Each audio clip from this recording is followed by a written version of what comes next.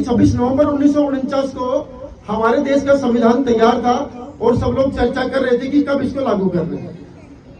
और फिर सभा के सभी मेंबर्स ने डिसाइड करा कि इसको हम 26 जनवरी 1950 को, इसके ठीक 2 महीने बाद लागू करेंगे।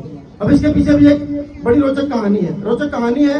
उससे लगभग 20 साल पहले, ये बात है नवंबर-दिसंबर 1929 की, 1929 की, जब हमारे देश के कुछ लीडर्स ने उस टाइम पर, नेहरू साहब और बाकी सब लीडर्स ने मिलकर के अंग्रेजों के सामने पूर्ण स्वराज का एक प्रपोजल रखा था कि भाई अब हमें पूरी तरह अपनी सरकार चाहिए, पूरी आजादी चाहिए। और ये तय किया गया कि आने वाली जनवरी, माने जनवरी 1930, उसका जो लास्ट संडे होगा, उस दिन हम ये नारा पूरी तरीके से रख देंगे कि भारत को पूर्ण स्वराज चाहिए। और वो 26 जनवरी का इत्तेफाक से आखिरी संडे पड़ा उस साल 1930 में। तो इसलिए इस 26 जनवरी का महत्व बढ़ गया और सभी नेताओं ने फैसला लिया कि इतना इंपॉर्टेंट दिन है, आज के दिन हमने सपना देखा था, तो सपना जिस दिन देखा उसी दिन जो है रख लेते हैं संविधान को लागू करने की तारीख। तो इसलिए 1950 में 26 जनवरी के दिन संविधान को लागू किया गया। अगली चीज, इस संविधान को बनने में सबको पता है, लगभग पहले 24 जनवरी 1950 के दिन कॉन्स्टिट्यूशन को इम्प्लीमेंट करने से पहले लगभग 284 लोगों ने इसके ऊपर अपने सिग्नेचर किए थे कि हाँ ये ठीक है, इसको इम्प्लीमेंट कर देना चाहिए, इसको लागू कर देना चाहिए। 284 people sign on this agreement कि हाँ this is finalised form of our constitution. अब बात आती है कि उस जमाने में इसको बनाने में कितने पैसे लगे होंगे। तो लगभग 64 लाख रुपए लगे थे संविधान को बनाने में उस टाइम पर, 64 लाख रुपए, जो कि अपने आप में बहुत बड़ी रकम थी। सैकड़ों लोग दुनिया भर में ट्रैवल करके आए थे, अमेरिका गए, जापान गए, चाइना गए, इंग्लैंड गए, यूरोपियन अदर कंट्रीज में गए, ये देखने के लिए कि संविधान कैसे बनाया जाता है, कैसे लागू किया जाता है, उसके बारे में क्या चीजें सही रहेंगी, कौन से पॉइंट वहां से लेने हैं। तो इन सब में और लिखने में, सब काम करने में 64 लाख रुपए का जो है वो खर्चा आया था। और आपने सुना होगा हमारे देश के पहले प्रेसिडेंट डॉक्टर राजेंद्र प्रसाद के बारे में। डॉक्टर राजेंद्र प्रसाद ही संविधान सभा के जो पार्लियामेंट्री कमेटी बनाई थी कॉन्स्टिट्यूशन को बनाने के लिए, उसके प्रेसिडेंट भी थे और वही बाद में चल करके हमारे देश के पहले राष्ट्रपति भी बने। अब आप सोच रहे होंगे संविधान की सर बार बार बात कर रहे हैं और अब तक सर ने अम्बेडकर साहब का नाम नहीं लिया, डॉक्टर भीमराव अम्बेडकर क्यों नहीं लिया अब तक?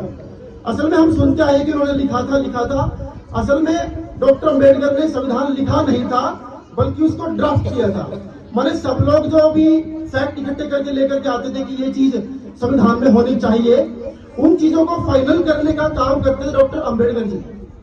और उसके बाद जब ये सब चीजें इकट्ठी हो गई और जब संविधान लिखना शुरू हुआ, तो अगले 60 दिन में ही लिखा गया। और इसको लिखने वाले के एक्चुअल जो राइटर था, उसका नाम था प्रेम बिहारी रायजादा। ये ओरिजिनल राइटर थे प्रेम बिहारी रायजादा जी, और इन्होंने 1 भी रुपया नहीं लिया था संविधान को लिखने के लिए।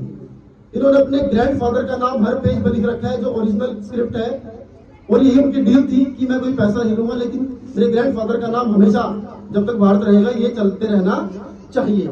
और इसको लिखने में लगभग 180 दिन लगे थे और ये हाथ से लिखा हुआ था। नेहरू साहब ने कहा कि इसको टाइप नहीं कराएंगे, इसको हाथ से लिखेंगे, और रायजादा साहब ने बड़े ब्यूटीफुल इटैलिक फॉन्ट में इसको हाथ से जो है वो लिख रखा है।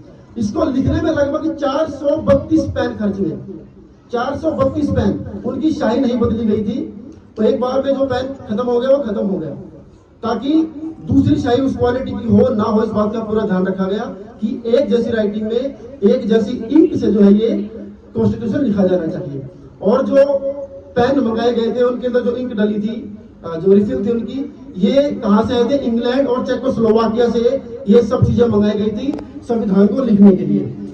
और लास्ट बात जाते जाते, संविधान जो लिखा गया है इसमें लगभग 300 के आसपास पेजेस हैं ओरिजिनल कॉपी में। और जब भी संविधान में कोई बदलाव आता है तो ओरिजिनल कॉपी के साथ कोई छेड़छाड़ नहीं करी जाती है, बल्कि उसका एक नया प्रिंट बना दिया जाता है जिसमें वो नए अमेंडमेंट होते हैं।